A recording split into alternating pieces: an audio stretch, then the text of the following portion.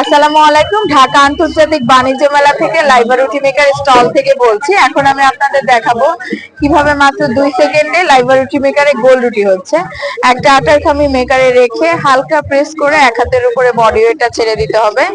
Side থেকে যখন half inch বের হবে তখন কিন্তু রুটি হয়ে গেছে। মাত্র 2 সেকেন্ডে কথা বলতে বলতে রুটি হয়ে যাচ্ছে। আমাদের 4টা ফ্যামিলি মডেল আছে, 2250 থেকে শুরু করে 2250, 2650, 3250, 35।